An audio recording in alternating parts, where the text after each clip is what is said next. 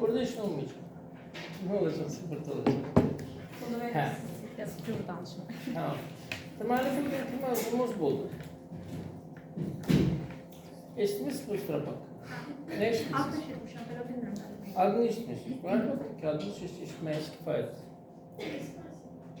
Respansif. Bootstrap millet. Bootstrap. HTML, CSS, JavaScript framework. Yani bir front-end framework'udur. Hansı ki bize süratli bir şekilde responsif saytları yaratma imkan verir. Tamam? Evet.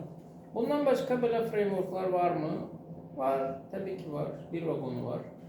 Ve mesela bundan popüler framework'lar da var. Ne demektir popüler? Popüler sözünün iki tane manası var. Birincisi odur ki yani adamın adı herkesin kulağında. Mesela tutalım ki kim? Mesela kim? Nasıl kim?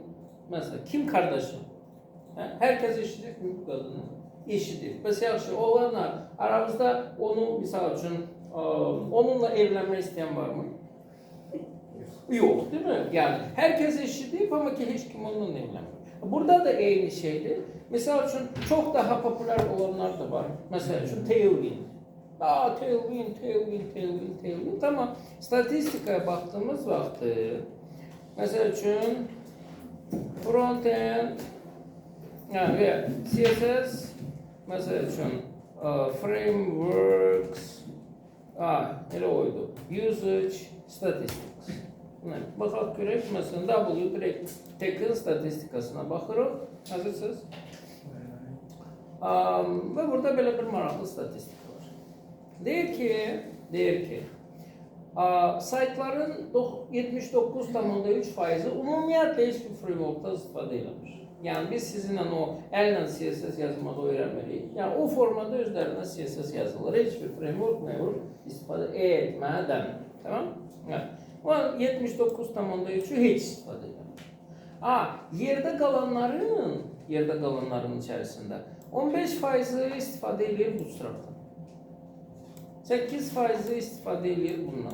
5 yani yarım faizi bundan Tailwind'den 0,3% vesaire var.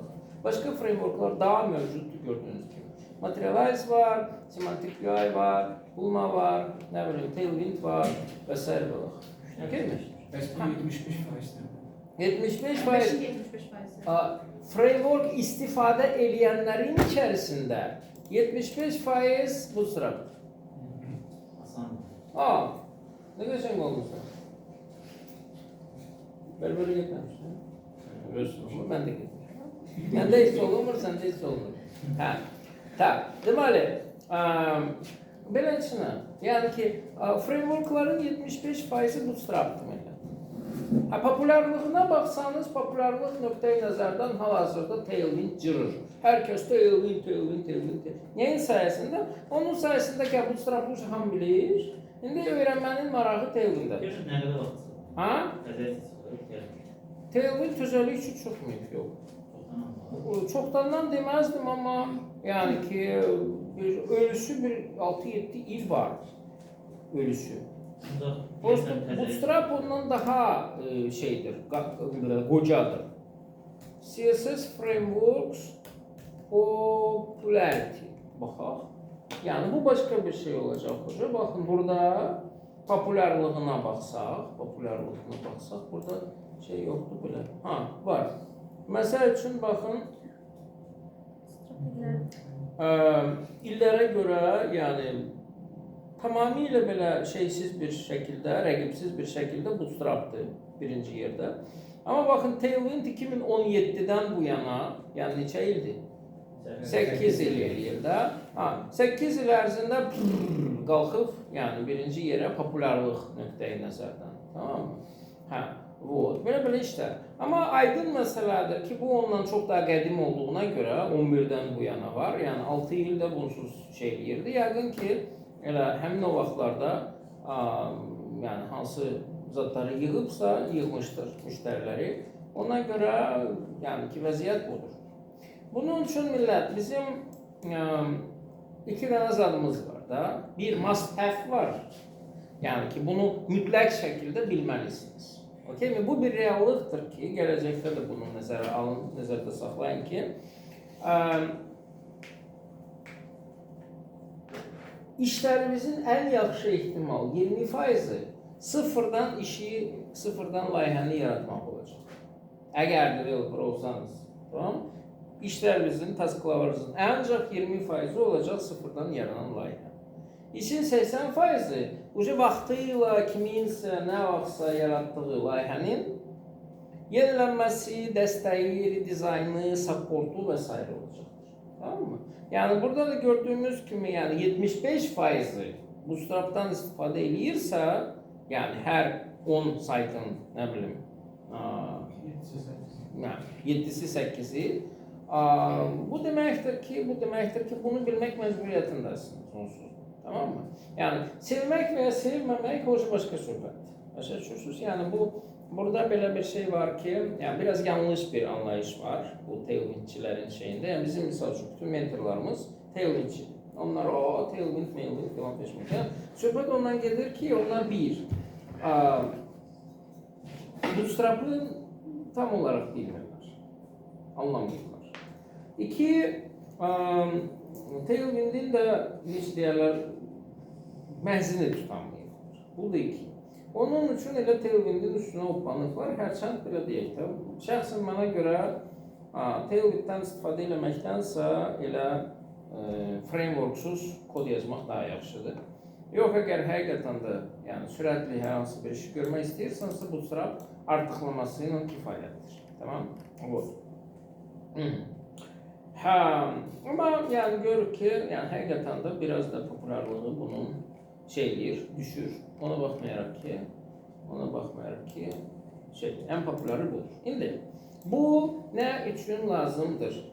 Bu onun üçün lazımdır ki, işimizi sürətləndirsin, bir. İki, bizim yarattığımız sayt 100% responsive olsun. Tamam mı? İndi baxın, bu olduqca aktual bir problemdir bir çox insan üçün. Yəni sizə bir daha deyirəm da, yəni responsive saytlarda çətinlik yaşayanlar mənim tələbələrim xaric bütün hamıdır. Okay mi? Niyə? Çünki tərsinə tuturlar. Tamam mı? Yəni ki, biz hər zaman mobile first'dən başladığımız üçün, o formada öyrəşdiyimiz üçün bizdə heç vaxtı responsivelikdən problem olmur. Ola bilməz mümkündür.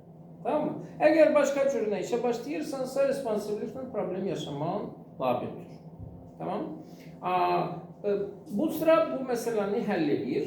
Belə ki, əgər sən, belə deyək də, buna uyğun iş görsən, yəni ki, burada sənin də problemin olmayacaq responsivelikdən o qədər. Bu bir. İki, mənim şəxsən Bootstrap'dan arada bir istifadə eləməyimin səbəbi budur. Bu deyil, yəni bu mənim üçün problem təşkil eləmir. Amma bu mənim üçün arada bir aktual olur. Məsəl üçün, iki dənə misal gətirim. Tutalım ki, yəni bütün tənbəl developerların problemi deadline problemidir. Bir də yadıma düşür, məsəl üçün, bazar günü axşam, getdin, gəzdin, əyləndin, super, saat 11-də evə qayıtmısan, gecdi, başın ağrıyın, yorğunsan, it kimi. Bir də yadıma düşür ki, birinci gün sübh tezdən sən bir də müştərinin saytını təhvil verməliydin. Sən isə ona ümumiyyətlə başlamamışsın, yadından çıxıb tamamilə. Okay? İndi iki dənə variant var. Ya oturursan axşam saat 11-də, səhər o saytı qurtarana kimi bütün gecəni yatmırsan, saytı səhər müştəriyə təhvil verirsən yuxulu vəziyyətdə, sonra bütün günü ölürsən ayaq üstə. Və variant nömrə 2, Bootstrap'dan istifadə edirsən, tez bazar 1-2 saatda şıp saytı hazır edirsən, sonra gecə saat 1-də gedirsən yatmağa, səhər normal oyanırsan, işi təhvil edirsən və ondan sonra normal insan kimi yaşamaya davam edirsən. Tamam? Bu işi sürətləndirir. Və ikinci bir məqam, eyni qaydada, məsəl üçün, axşamüstü, məsələn, ağlıma bir dənə super ideya gəlib və başa düşürsən ki, mən bunu reallaşdırmasam və bugün push eləməsəm, mən gecə yata bilməyəcəm. Bütün gecəni fikirləşəcəm ki, onu necə eləyim. Tamam? Onda oturursan, yenə də Bootstrap'ın tez bazar onu tık elədin, push elədin, ondan sonra belə euforiyanın içərisində ki, vay və təzə startupı mən push elədim, yıxılıb yatırsan ki, səhər mən işə davam edəcəm belə həvəsli bir şəkildə. Aydındırmı?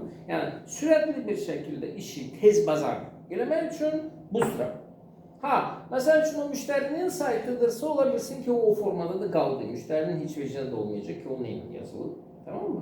Amma bu mənim startupımdırsa, mən 100% sabahları vaxtım olduğu zaman bootstrap oradan rədd edəcəm və onun CSS-imi özüm bir belə dənə özüm yazacağım ki, yəni sayt ümumiyyətlə belə konfet kimi olsun, ideal vəziyyətdə. Okay mi? Heç bir hazır framework sizə ideal bir nəticə vermir. Yəni, framework bilirsiniz nətəridir? Lego kimi bir şeydir. Sizə hazır hissələr verir. Deyir ki, bu hissəciklər istədiyiniz şeyi yığa bilərsin. Amma, yəni, məsəl üçün Legoda nə bilim, tutalım ki də ikiliklər var, birliklər var, üçlüklər var, beşliklər var, altılıqlar var filan fəşmək. Amma dörtlük yoxdur. Dörtlük əvəzinə misal üçün 2 dənə ikilik qoya bilərsən. Amma yəni o bütöv olmur, olur yarımçıq. Başa düşürsünüz? Onun üçün yəni ki, bütün hər şeyi düzüb qoşmaq mümkündür. Amma heç vaxtı bu cür Lego məntiqi sizə yəni ki, əl işi qədər ideal bir nəticə verə bilməz. Onun üçün ən bomba sayt frameworksuz əllə yığılan saytdır. Frameworkların təyinatı məhzi sadəcə və sadəcə bizim işimizi sürətləndirməkdir. Əgər biz, yəni CSS-in özünü bacarırıqsa yazmaq, tamam mı? Əsas olaraq isə bunun təyinatı var, ümumiyyətlə bizim üçün deyildir. Bunu yaradıqlar bilirsiniz kimin üçün? Deyim sizə indi. Keçən dəfə şeylərə baxmışdıq da, yəni sizə demişdim ki, yəni tutalım ki, 15 il bundan qabaq web proqramlaşdırmaya ciddi gözünün baxan, yox, 15 il yox, 15 il üzrə baxırlar. 25 il bundan qabaq.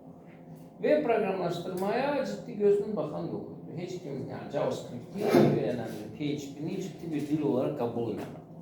Xüsusilə də o vaxtı super populyar olan bu C-də və ya Java-da proqram yazanlar. Onların qoltuqlarının belə qarpız var idi filan. Deyirlər ki, PHP nədir, JavaScript nə, uşaq oyuncağıdır filan. Ondan sonra vəziyyət elə fırlandı ilə dəyişdi ki, yəni ki, haradasa ildə 2009-da, 2010-da aydın oldu ki, Windows üçün proqram yazmağa ehtiyac yoxdur. Yəni Windows'da bizdə demək olar ki, heç proqram yoxdur. Biz yəni bu qabaqlar doc şey var idi, Word Excel var idi, bu da Word Excel budur. Ondan sonra Photoshop var idi, bu da Photoshop budur. Yəni onlar hamısı web-based. Başa düşürsünüz? Yəni qabaqlar nə bilim Norton var idi, yəni ki, hal-hazırda bizim zadımız budur. Bu da web-based. Bu da HTML, CSS ilə JavaScript-lə yazılmış bir proqram. Xəbəriniz var mı? Visual Studio Code. Xəbəriniz olsun. Okey. Beləliklə bütün hamı web-ə keçdi. Bütün hamı web-ə keçdi və həmin o Javacılar, C-cilər, onları məcbur elədilər ki, onlar da keçsin tez bazar web-ə. Onlar üçün də ən uyğun mühit, yəni backend proqramlaşdırmadır, yəni Java backend və ya nə bilim .NET backend filan texnikədir. Okey. Keçdilər. Yəni, qoltuqları belədir axı.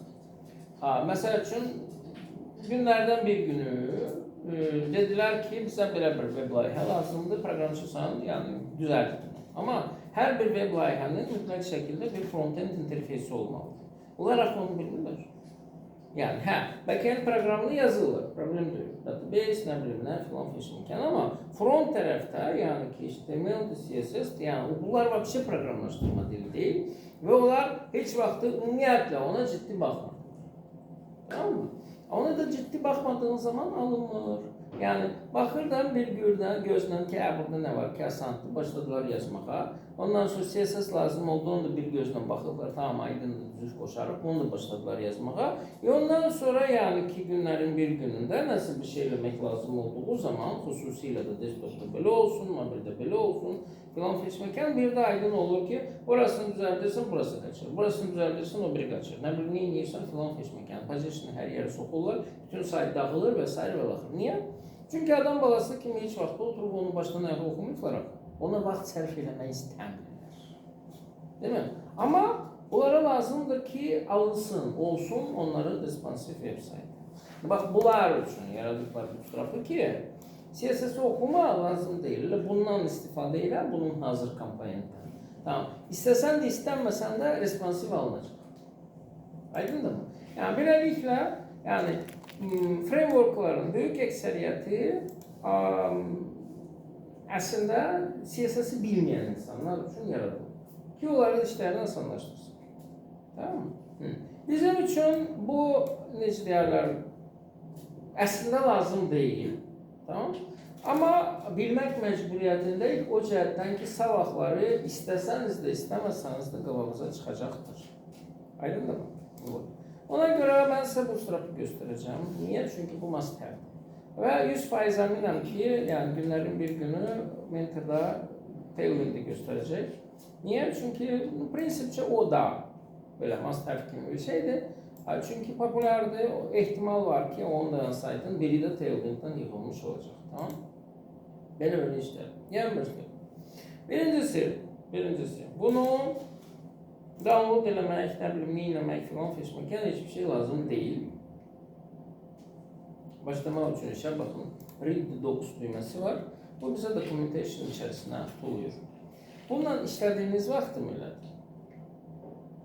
Fikir verəcəyiniz məqam bu olmalıdır. Baxın, burada onun versiyası yazılır. Versiyalar değişir.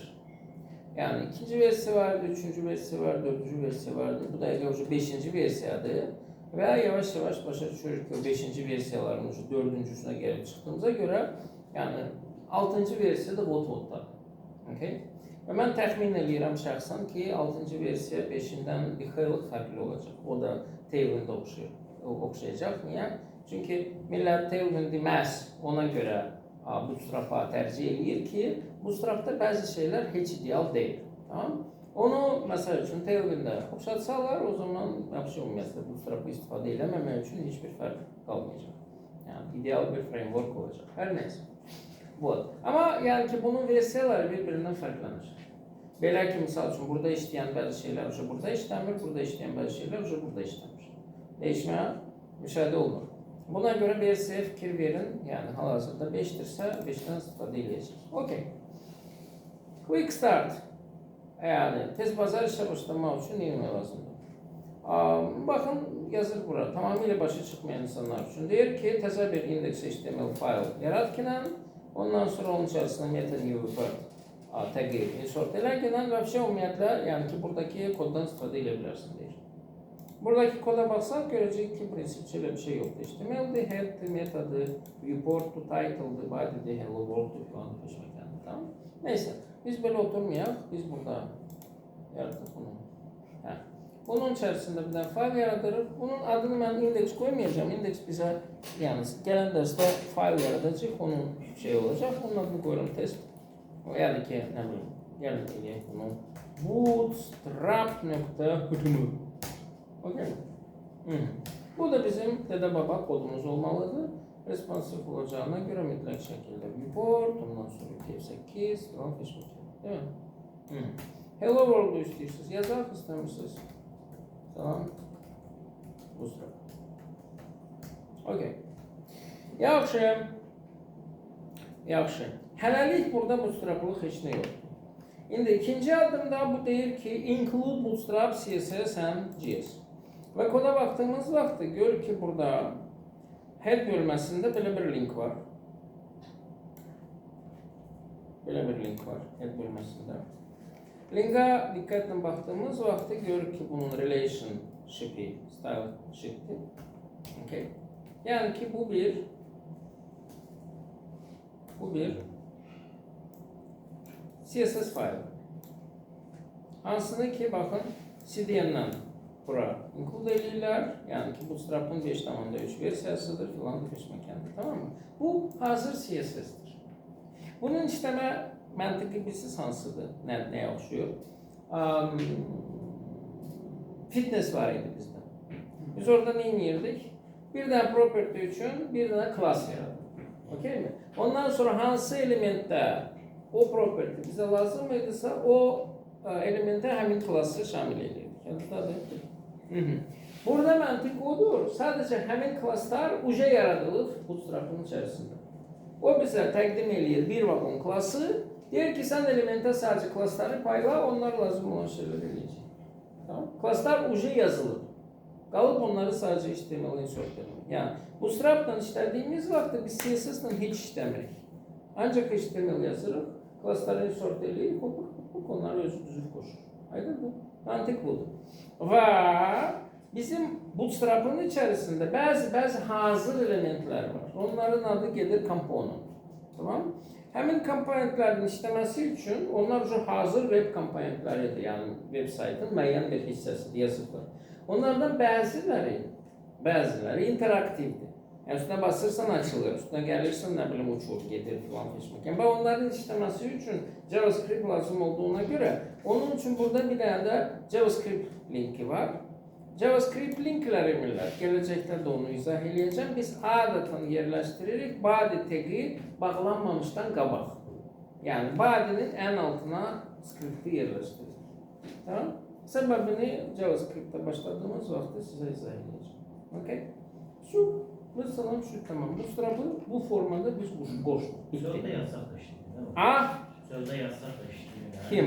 JavaScript kodu. Yine başladın. Yok, sözde yazmamış işlemiyor. Öyle değil. Niye? Şurada yazmalısın Mesela sen. o işlemiyor. Məsəl üçün deyim. Mən dedim ki, body bağlamamışdan qabaq yazılmalıdır. Bu belə axmaq məntiqdir, ha? Yəni mən deyirəm ki, belə olmalıdır. Sən deyirsən ki, bəs belə eləsə olar. Niyə də, niyə? Mən sənə deyirəm də, birinci maraq üçün. Bir də binanın başına dırmaş ki, 15-ci mərtəbədən bir dənə oppan da, yəni maraqlıdır mənim üçün. Öləcəksən, ölməyəcəksən. Canım səndən qutarar, yoxsa yox, bəxtin gətirər. Bir də mırta, marağa yoxla. Yoxlayarsan, deyən, bütün, gəl, hər bir sözümə, bəs belə eləsək, olar mı demək məcburiyyətindəsən. Şimdi böyle dedim ki, izah eləyəcəm. Bəli, bunu burada da yazmaq olar, burada da yazmaq olar, burada da yazmaq olar, burada da yazmaq olar. Harada istəyirsən, yaza bilərsən. Amma burada deyirəmsə, deməli, buraya yazılmalıdır. İşləməyini işləyəcək, amma bilsən nədir? Vaxtsız verilən sual vaxt aparır. Yəni, bugünkü mövzumuz Bootstrap'dır. Bugünkü mövzumuz JavaScript'in hara yazılacağının müzakirəsi deyildir. Tamam? Yəni, bu səni həqiqətən maraqlıdırsa, belə ürəkdən maraqlıdırsa, sən o maraqlı olan şeyləri bir də kağızın üstüne yaz. Tamam? Yəni ki, bax burada WhatsApp var, düzdürmü? DMA qrupu. Sizinki budur. Bax, bunun üstüne basırsan, görsən, burada membersların içərisində mən varım. Okay? Yanında nömrəm yazılır. Okay mi? Yəni, mesajıma özel yaza bilərsən ki, müəllim, biz belə eləsək olar mı? Mən orada ürək sözlərimi sonra, dərsdən sonra deyərəm. Olar mı, olmaz mı və s. belə. Yəni, bunu sən dərs əsnasında dediyin zaman, yəni ki, bunların hamısının haqqını yemiş olursan, başa düşürsən. Bunlar bugün Bootstrap haqqında dərsi qulaşma gəlirlər.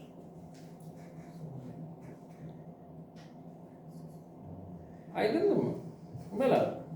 Yaxşı, devam edeyim. Bunu bir start eləsək, ya bunu mən demirəm ki, sual verməyin. Sual versəniz, sizi də biabır eləyəcəm, nə bilim, nə filan fişməkən, yox, sual verilir. Amma yəni, bu cür sual deyil də, bu cür birinci bu formada elədiyi bir şey deyil. Aydındır mı? Onun üçün belə bir reaksiya gəldi. Yəni, yoxsa bəzən olur ki, sualdır, axmaq sualdır, amma çox yerindədir. Və o zaman bəli, ona cavab verirsən filan peşməkən. Tamam mı? Amma yəni ki, bu formada eləsək olar mı? Bu sual deyil. Yoxla, bax, olar mı, olmaz mı? Sonra da gəlin dərsdə deyə bilərsin ki, mən onu oraya yazmamışam, buraya yazmışam, işlədi. Niyə işlədi?